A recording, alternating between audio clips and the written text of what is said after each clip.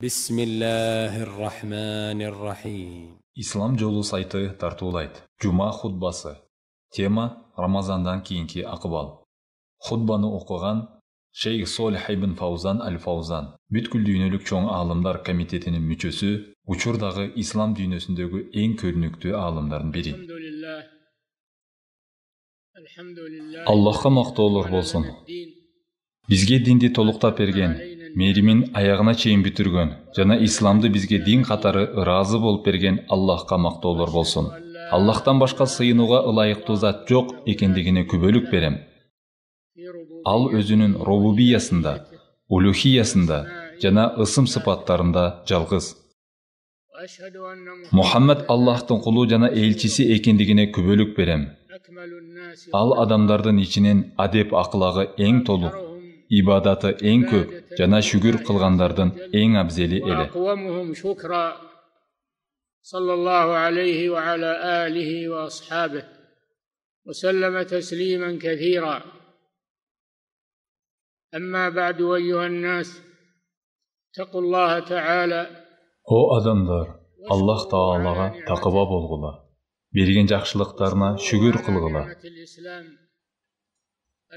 Силерге берген ислам дини үчүн шүгүр кылгыла. Адамзатка берилген эң чоң жакшылык ушул.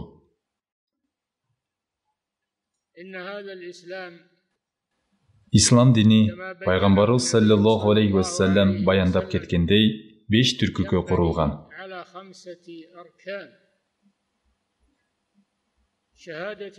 Аллахтан башкага сыйынууга татыктуу зат жок, Мухаммед анын элчиси экенине күбөлүк берүү, намаз окуу, зекет берүү, Рамазанда орозо тутуу жана алы жеткендерге ажылык кылуу.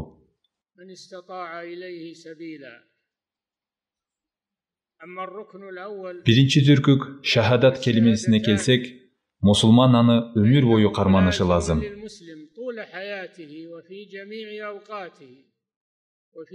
Күнүбү, түнүбү бир дагы көз ирмем аны таштабашы керек. Ал ар дайым Аллахтан башка сыйынууга ылайыктуу зат жок, Мухаммед анын элчиси деп күбөлүк берип жүрөт. Бул келмени жүрөгү менен, тили менен жана дене мүчөлөрүнүн иш аракети менен тастыктайт. Экинчи түркүк намазга келсек, мусулман аны күнүнө 5 маал аткарат.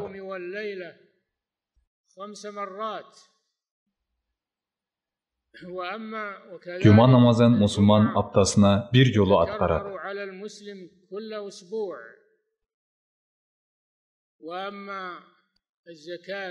Ал эми зекет менен орозого келсек, алар жылына 1 жолу гана кайталанат. Ал эми ажылыкка келсек, ал өмүрдө 1 жолу болот. Кимдин күчү жетсе гана барат. 1 жолудан ашыгы кошумча нафил болуп эсептелет. Мына исламдын түркүктөрү ушулар. Мусулман дайым Аллахка сыйынууда, парз жана нафил ибадаттарды аткарууда болот. Аллах Таала пенделерди бир гана өзүнө сыйынуулары үчүн жаратты. Аллах Таала Куранда айткандай, мен жин менен инсандарды өзүмө ибадат кылуулары үчүн жараттым. Мусулман дайым Аллахка ибадат кылат. Аллах Таала айткандай, сага өлүм келгиче Раббиңе ибадат кыл. Ибадаттын жүрөк менен, тил менен, дене менен, мал-мүлк менен аткарылган көп түрү бар.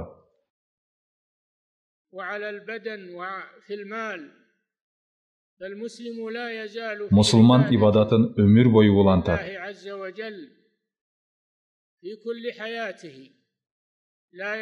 Замандын бир убактысы өтүп кетсе, ибадатын токтотуп салбайт.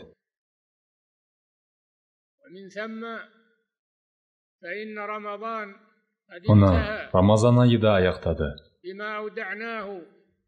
Аны биз сооп иштерди аткарып узаттык, же бейкапарчылыкта узаттык. Бирок ибадат ошону менен эле бүтүп калган жок.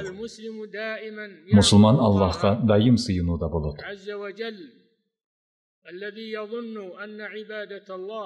Ким ибадат Рамазанда гана аткарылат деп ойлосо, ал Рамазан аяктары менен ибадатты таштап, оюн күлкүгө киришет, парздарды аткарууну таштап, күнөө кыла баштайт.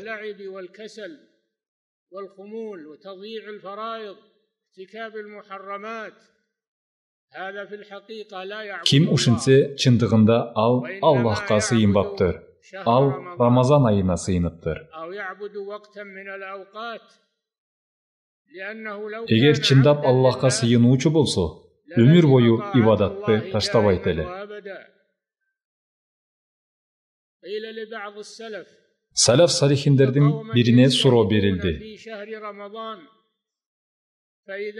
Кээ бир адамдар Рамазанда аябай ибадат кылышат, бирок Рамазан аяктаган соң күнөө иштерге кайра кайтышат. Ал жооп берди: Рамазандан тышкары айда Аллахты тааныбаган коом жаман коом. Мусулман пенде үчүн Рамазан сооп топтоо жана жакшы амал жасоонун сезону болуш керек эле.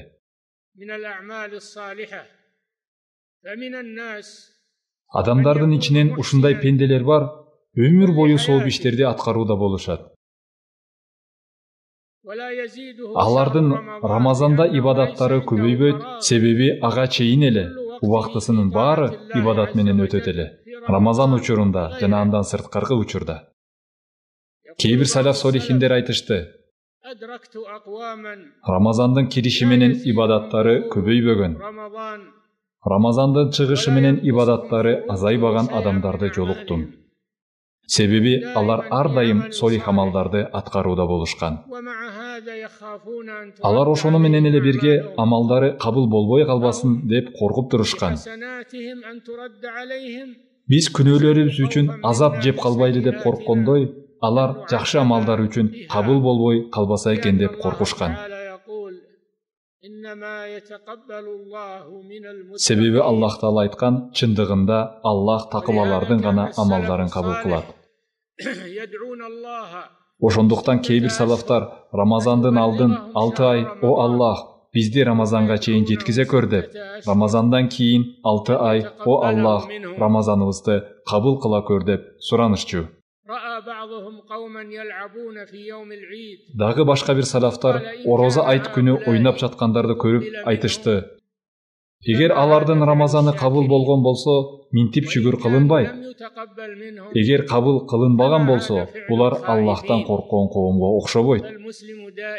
Мусулман дайым Раббисинен коркуп, анын сообунан үмүт этип, ага дайым итаат кылат. Убактысын ибадатсыз, бекер өткөзүүдөн сак болот.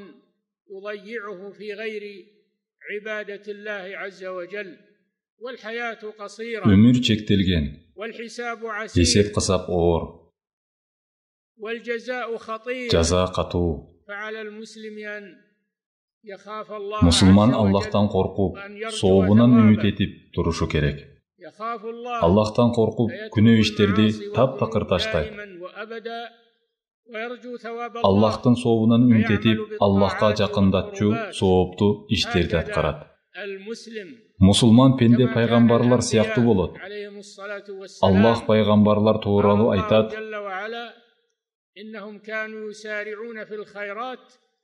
Алар жакшылык иштерге тез киришүүчү пенделер эле.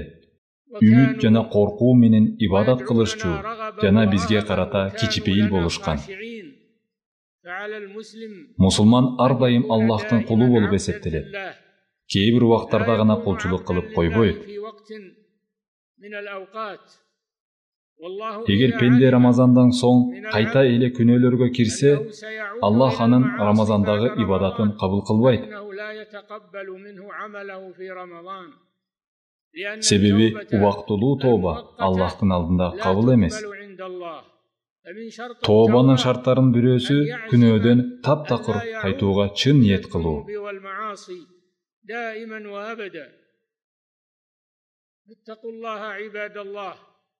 О пенделер, Аллахка такыба болгула, исламдын жакшылыктарына шүгүр келтиргиле. Күндүзү орозо тутуп, түндөсү намаз окууга толук мүмкүнчүлүк берген Аллахка шүгүр кылгыла. Жакшы иштериңерди кабыл кылуусун сурагыла. Ката кемчиликтериңерге истигфар кылгыла. Коркуу жана үмүт этүү менен дуа кылгыла. Аллах менен ар убак бирге болгула. Ким Аллах менен болсо, Аллах аны менен болот. Аллах айтты, чындыгында Аллах такыба жана мухсин пенделер менен бирге. Ибадатыңарга бекем болгула. Аллах силерди жалгасын. Парстарды өз учурунда аткаргыла. Арам жана күнөө иштерден алыс болгула. Чындыгында силер амалдарыңар үчүн сураласыңар. Сыйлык же жазаңарды алыш үчүн кыямат күнү тирилесиңер. Аллах айтат, кыямат күндө ар бир жан өзү жасаган бардык жакшы жаман иштерин алып келинген абалда табат. Ошондо жамандык жасаган жан өзү менен кылмышынын арасы өтө алыс болушун самайт. Аллах өзүнөн силерди эскертет. Аллах пенделерге боору жер. Жана жыйынтыкта Аллахка кайтабыз. ونفعنا بالآيات والذكر الحكيم أقول قولي هذا وأستغفر الله لي ولكم ولجميع المسلمين من كل ذنب فاستغفروه إنه هو الغفور الرحيم. الحمد لله رب العالمين، وأشهد أن لا إله إلا الله وحده لا شريك له، وأشهد أن محمدًا عبده ورسوله صلى الله عليه وعلى آله وأصحابه ومن اهتدى بهداه. أما بعد أيها الناس. O adamlar, Allah'a takva bolgula. Кейбір салафтар Рамазан айы аяқтаған соң айтышчу. يقول بعد شهر رمضان ليت شعري من المقبول منا فنهنيه. Кимдин ибадаты кабыл болду, кимдики жок, билсем кана. О ибадаты кабыл болгон, сени сүйүнчүлөйбүз. О ибадаттан кур калган, сага көңүл айтабыз. Биздин ибадатыбыз кабыл болдубу же жокпу, ким кепилдик бере алат? Пайгамбарларды сыпаттап Аллах Таала айтат: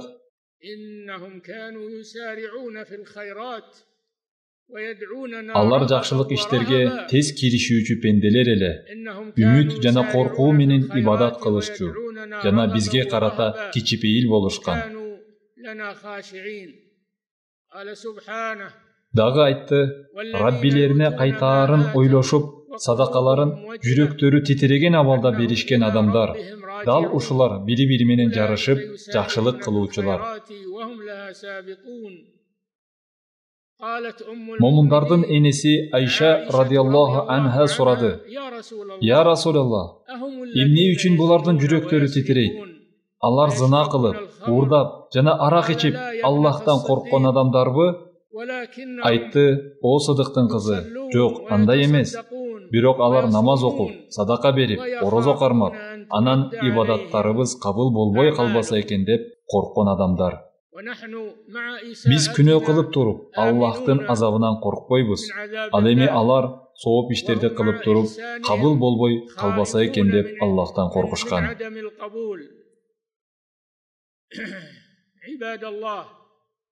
О Аллахтын кулдары, сооп иштин кабыл болуусунун белгиси андан кийин сооп иштин келиши. Эгер сен Рамазан айын кабыл болуп турбу же жокпу билгиң келсе, андан кийинки абалыңды кара. Эгер Рамазанга чейинки болгон акыбалыңдан да жакшыраак болсоң, жакшы жака өзгөрсөң, Аллахтын алдында кабыл болгонуңду билгизет. Ал эми тескерисинче болсо, билгин, сен кабыл болгон жоксуң. Бирок Аллахтын мээриминен үмүт үзбө. Аллахка тооба кыл, Аллахка кайт. Аллах пенденин тообасын кабыл кылат, күнөөлөрдү кечирет жана силер кылып жаткан амалдарды билип турат. Эгер бир күнөө жасасаң, артынан сооп иш кыл. Пайгамбар саллаллаху алейхи ва саллям айтты: Жаман иштин артынан жакшы иш кылып кой, ошол күнөөнү жууп кетет. Ошондуктан эми болсо да сооптуу иштерди көп кыл. Сооптуу иштердин эң жакшысы парстарды аткаруу. Eng cho'ng farz o'z uchurunda jamoat menen o'qilgan 5 vaqt namoz. Alloh taolo aytdi: "Kunduzdün iki tarafında jana tündün bir bölügünde namoz o'qil. Çınında yaxshiliklar jamanlıklardı ketiret." Bu eskerүүчүлөр üçün eskertүү. O pendeler, Allah'a takva bolgula. Bilgili, eng yaxshi kitep Allah'tın kitebi, eng yaxshi jol Muhammed paygambardın jolu sallallahu aleyhi ve sellem. Eng jaman işler dindegi bidatlar. Cemaatты bekem tutungula. Çındığında Allah'tın kolu cemaat menen kim bölünse bölünüp barıp tozokka düşöt. يا أيها الذين آمنوا صلوا عليه وسلموا تسليما اللهم صل وسلم على عبدك ورسولك نبينا محمد وارض اللهم عن خلفائه الراشدين الأئمة المهديين أبي بكر وعمر وعثمان وعلي وعن الصحابة أجمعين وعن التابعين ومن تبعهم بإحسان إلى يوم الدين اللهم أعز الإسلام والمسلمين وأذل الشرك والمشركين ودمر أعداء الدين واجعل هذا البلد آمنا مستقرا وسائر بلاد المسلمين عامة يا رب العالمين.